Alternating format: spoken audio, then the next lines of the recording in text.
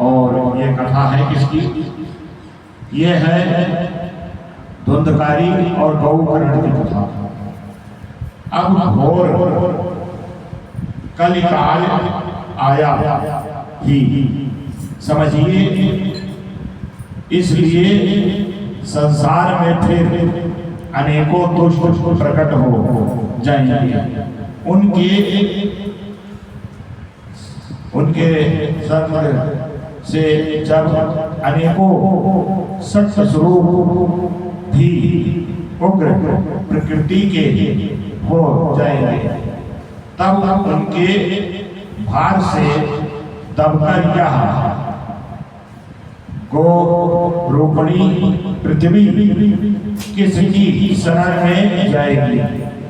कमलमय मुझे तो आपको छोड़कर इसकी रक्षा करने वाला कोई दूसरा नहीं दिखाई देता।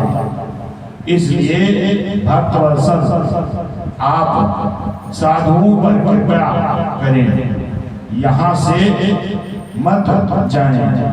भगवान आपके निराकार और चिंत मात्र होकर भी भक्तों के लिए ही तो यह सगुण रूप धारण किया है। फिर भला आपका वियोग होने पर वे भक्तजन पृथ्वी पर कैसे रह सकेंगे? निर्गुणों पास ना में तो बड़ा कष्ट है, इसलिए कुछ और विचार कीजिए। प्रभास क्षेत्र में उद्धव जी के ये वचन सुनकर भगवान सोचने लगे कि भक्तों के अलग के लिए मुझे क्या व्यवस्था करनी चाहिए। सोनाग जी तब भगवान अपनी सारी शक्ति भागवत में रख दी, अपनी सारी शक्ति भागवत में रख दी। वे अंतर्ध्यान होकर इस भागवत समुद्र में प्रवेश कर गए। इसलिए यह भागवत की साक्षात शब्दमयी मूर्त है। इसके सेवन, श्रवण, पाठ अथवा दर्शन से ही मनुष्य के सारे पाप नष्ट हो जाते हैं। इसी से इसका सप्ताह श्रवण सबसे बढ़कर माना गया है।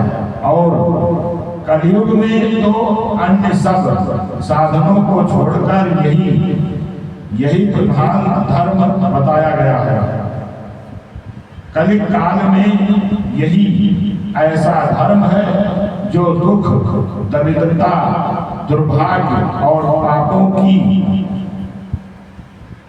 सफाई कर देता है तथा काम, क्रोध आदि शत्रुओं पर विजय दिलाता है।